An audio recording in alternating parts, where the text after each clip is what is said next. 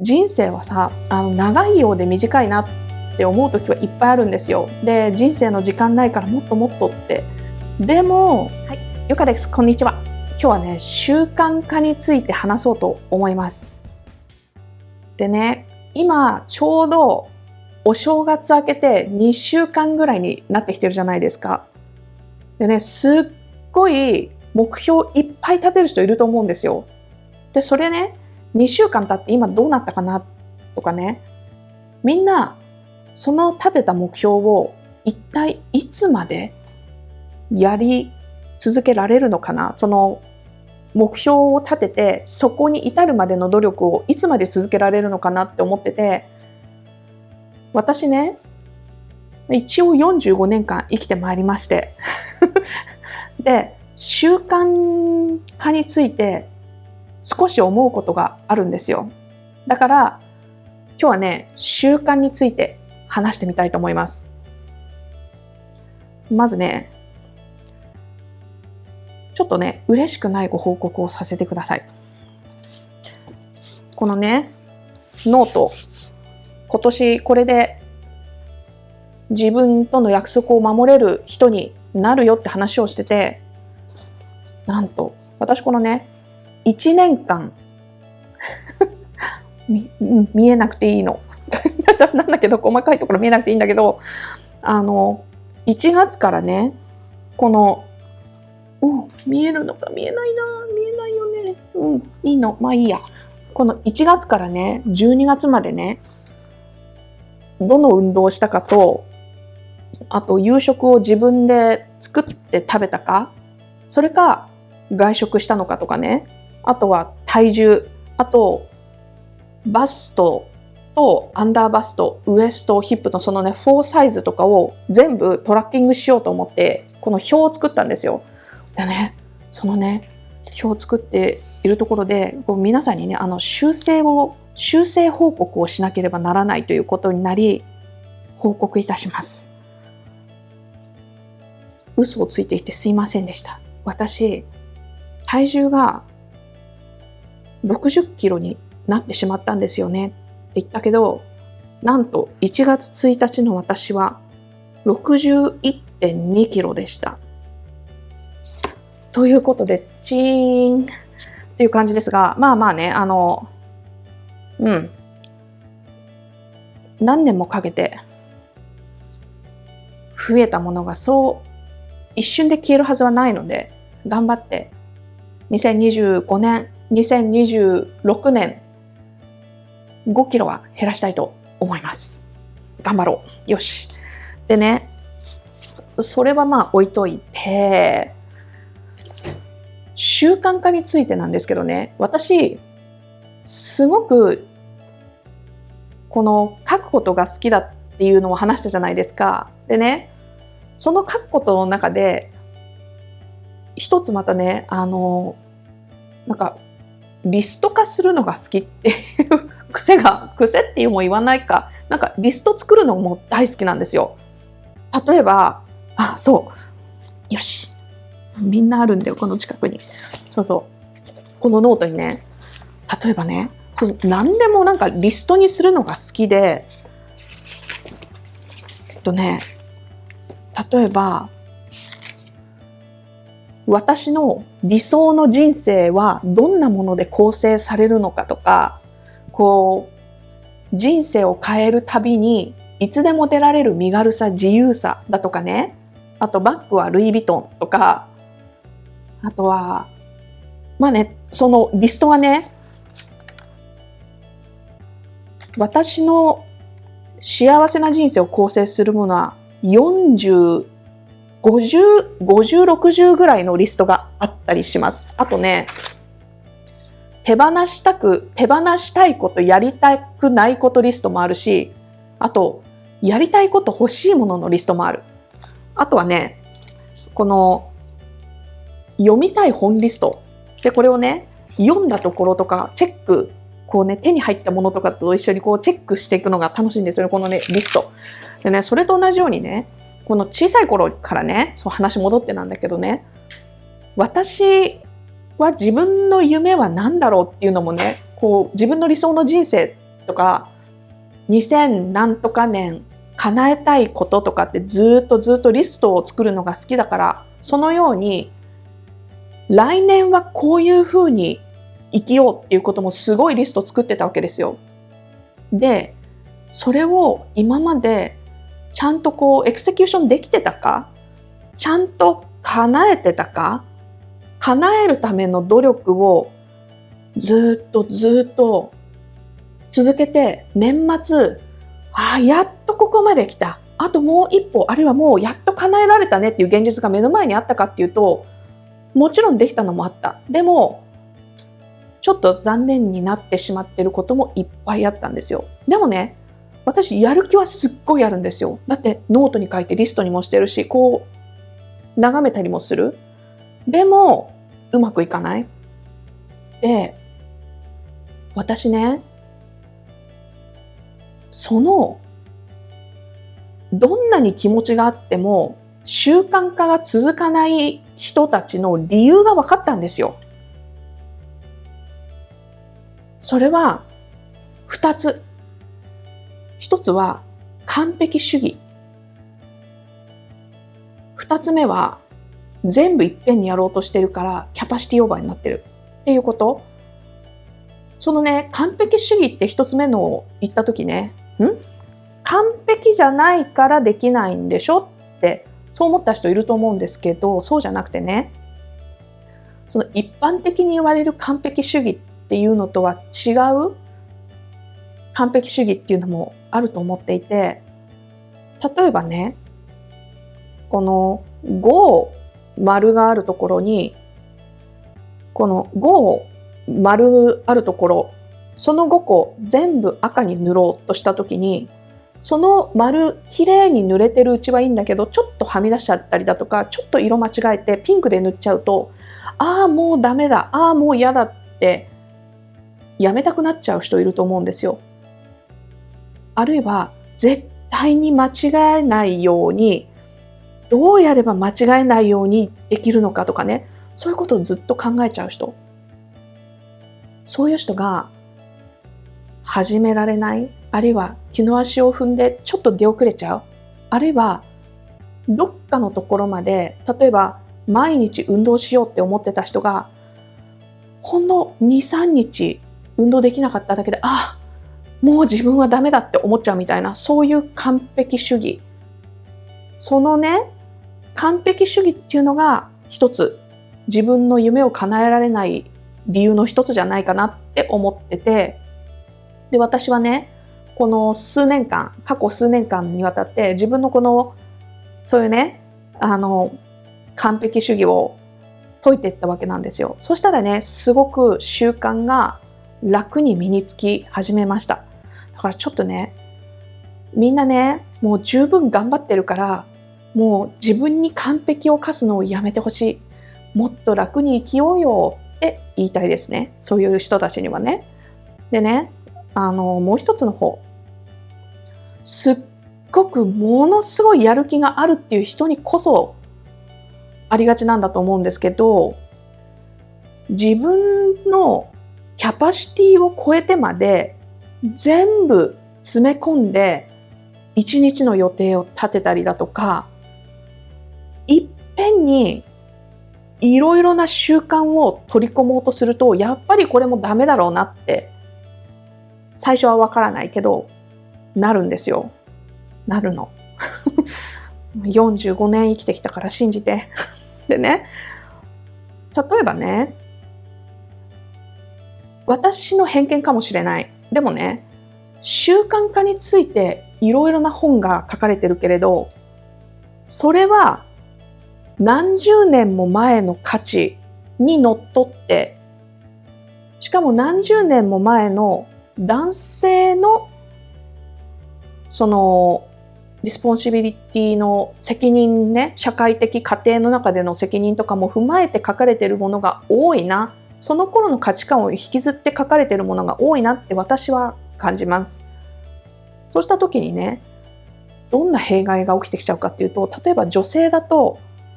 子供を持った時に違う責任が生まれるんですよね。本当に子煩悩で家事に積極的なパートナーがいたとしよう。でもその子供を9ヶ月ずっとこう体内に宿してもう苦しい体で生きていくのは女性だし、もし母乳で育てようと思ったらパートナーは出ない。女性が授乳をすることになるし、本当にね、どうしても男性と女性っていうのは差があるから、女性はいっぺんにいろんなところに神経をこう張り巡らしたり、いっぺんにいろんなことを考えたりだとか、こうノンバーバルの気づきっていうのもすごく多いわけなんですよ。男性に比べてね。そうすると家の中にこう座ってるだけで、あれがどうのこうの、こっちもしなきゃって言って、なんならこう見えないところのやったらよりお家が良くなるだろうなっていう家事まで気づいちゃう。これはやっぱり男性と女性は同じだって言われても、やっぱり生き物として差があるからしょうがない。で、もっともっと言うとね、この今の時代は男性も女性もどんどん時間がなくなってきてるんじゃないかって私は思います。例えば何十年も前、その習慣化について権威ある立場を築いてる書物とかいっぱいあるけど、その本が書かれた時と比べて何が一番大きいかっていうと、スマートフォンがある。で、そのね、スマホってどれだけ私たちの時間とか感情とか考えだとかを奪ってるか。どれだけ処理しなくていいタスクを増やしてるかってことですよね。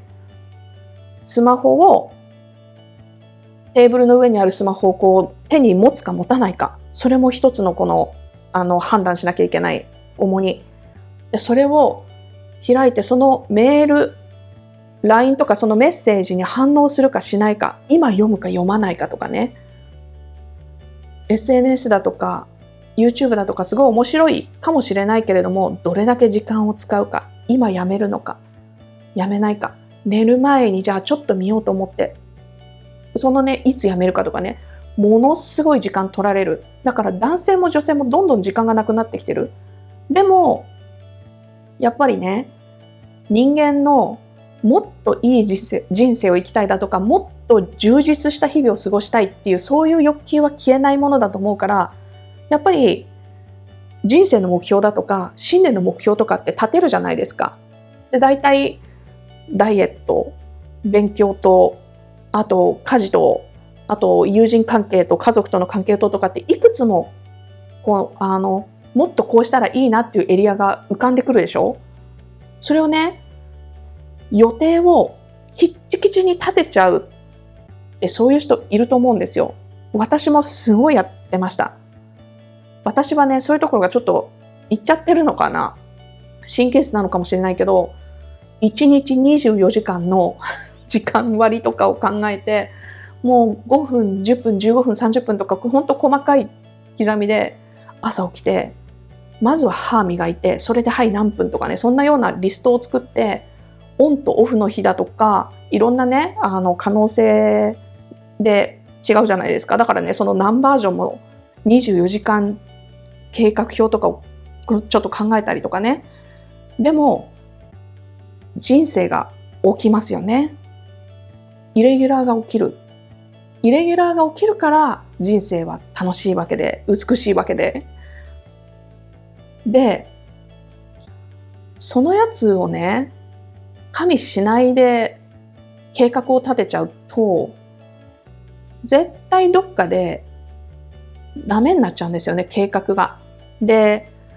キツキツに立てた計画って、そのリカバリーの時間も取ってないし、もう想定外に耐えられない計画が。だからね、本当にね、習慣化で大事なのは、そう、なんか、やっと今ぐらいから本質に行くんですけど、まずね、習慣化に大切なのはね、ゆとりを残しながら一つずつ追加していくっていうのが大事だと思う。で、一つ、例えばね、私の場合ね、運動っていうのを自分の生活の中に取り入れてて、毎日運動してるんですけれども、それもね、1月1日とかに始めたんじゃなくて、去年から始めてます。去年。で、そこのところで、毎日毎日運動するための、習慣化するための、その自分のカスタマイズをしてます。自分を変えていく、人間を一人変えるっていうことだから、人間を一人変えていくのって相当な自分に厳しすぎず、でも自分にとって習慣化しやすい方法を考えてます。で、今その運動が習慣化できてるのって、この YouTube も始めています。これをね、今1週間に2本のペースで、今年2026年100本は上げたいので、登録者1000人行きたいって言ってるでしょ。だからね、そういうのもあって、これを上げるっていうことで、今、この習慣化を、自分にね、やってみてるところです。いろいろなところをカスタマイズしながら。で、本当はね、あれもやりたい、これもやりたいとかね、これも同時にやったら絶対いいのにっていうことあるんですよ。例えばこの YouTube をね、上げるとしたら、他の SNS、例えば今だったらスレッズとかね、私は X とかのアカウントも持ってないレベルなので、ちょっと競争激しそうね。多分それでもいいんだけど、このビデオを上げたら、他の SNS、インスタグラムだとか、スレッズだとか、X だとか、そういうところでも一緒に何らかのものを上げたらいいだろうなっていうのは思う。でも私はやってない。少なくとも課してはない。たまにスレッズとか上げてるし、楽しいレベルに、上げてるけど、でも楽しいレベルにしてる。とりあえず絶対やらなきゃっていうのは、運動と YouTube にしてます。で、それがね、自分の中で、ちゃんと自分のものになったなっていうところを超えないで、どんどんいっぺんにやると絶対にうまくいかない。絶対に。やっぱり、ゆっくりすぎて嫌になるものほど、自分の中に習慣として残ると思う。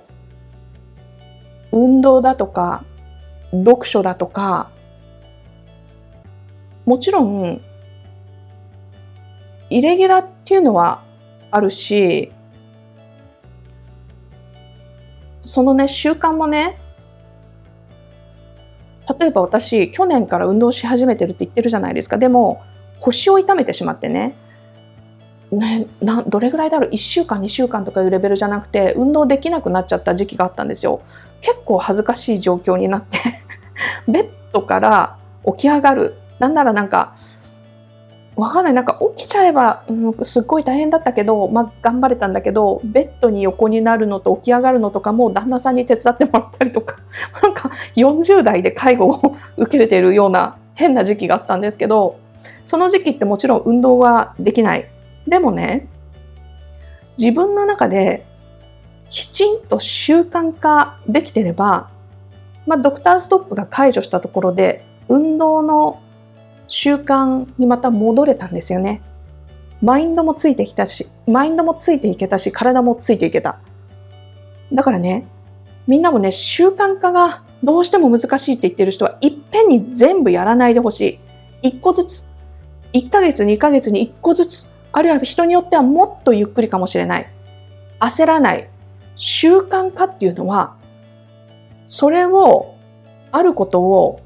今後ずっと生涯を通じてやっていきたいっていうことを習慣化したいっていうことなんだから、長い人生の中、全部いっぺんにっていうんじゃなくて、今月はこれ、来月はこれって一個ずつゆっくり取り組んでみてもいいじゃないですか。人生は短いよ。そりゃね。人生は長くはないかもしれない。でも、これからあなたもずっと生きる。そんなすぐになんか死なない。死ぬのはそんなに簡単じゃないから。これからあなたにも長い人生があるんだから、そんな急がないでいい。もし生涯を通じてやりたい、習慣化したいことがあるんだったら、一個ずつ確実に。同じ運動だってね、全然人によってやり方違うんですよ。例えばね、私の友達はね、普通の服を着ていて、そこから着替えて、身支度を整えてジムに行って帰ってくるってことができる。バンコクだとね、コンドミニアムにジムだとかプールとかサウナとかついてるんでね、それができる。でも私にはできない。娘がいて、やっぱり近くにいたいし、で、私は意志の力もすっごい強いわけじゃないし、もともと別に運動したいと思ってないからね。そう。別にしなくていいんだったらしない方がいいタイプなので。だから私はどうやって習慣化してるかっていうと、もう寝るときに運動できる服を着ている。もうレギンスを履き、スポーツブラを着、タンクトップを着て、その上になんか羽織って寝てます。もうセクシーじゃないけど、それが私の習慣化の方法。で、夜やってみたらと思って夜やろうとしたりだとか、その日の中で一番自分の時間が自由になるところでって思ってやってみようとしたことはあったけれども、うまくいかない。もともと運動が好きじゃないから先延ばしにしようとするし、なんかの理由をつけて、なんかちょっと先延ばしにしてるうちに次の日になっちゃうから、ちょっとダメになっちゃったり。で、運動ってまとめてできないんで、若い頃はできるかもしれないけれども、どこかぐらいのところまで年齢を重ねると、なんか、ため寝っていうのが、睡眠不足の人がため寝をできないのと同じように、運動もちょっと蓄積できないんですよね。2日分、3日分運動しましょうとかね。もうダメ。で、1日休むんだり、1日2日はいいのかもしれない。なんか、2、3日休むと、なんかね、2の時、運動した時に、って運動してなかった感じがするって体にこう来るそんな感じが来るぐらいなんで、もう私はね、朝一で運動しなきゃダメだなってことで、朝起きて歯磨いたらすぐ運動にしてます。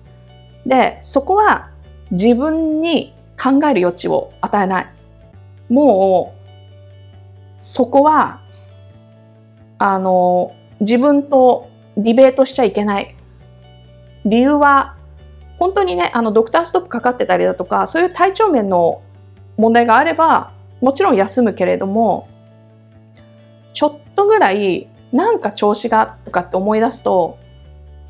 もしかしたら今日は大事をとって一日休んだ方がいいかもしれないとか、そういうなんかいろいろね、自分をね、楽な方に納得させちゃうから、私は朝一番起きた時に、あんまりちゃんと頭が起ききってないから、自分とディベートできないような状態の朝一でやるようにしてます。そういうふうにね、なんか人それぞれのやり方違うから、ゆっくり時間をかけて一つずつ、一生涯続けるつもりでやるんだったら、生涯続けるつもりでやるんだったら、やっぱり気長にしっかりじっくりと身につけていかないと習慣にはならないというふうに私は思います。人生はさ、長いようで短いなって思う時はいっぱいあるんですよ。で、人生の時間ないからもっともっとって。でも、やっぱり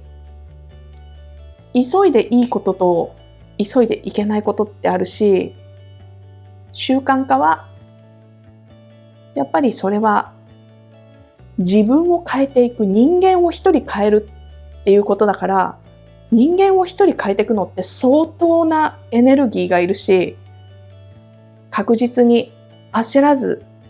やっていきましょう。ということで引き続き週に YouTube 上げるの頑張っていきます。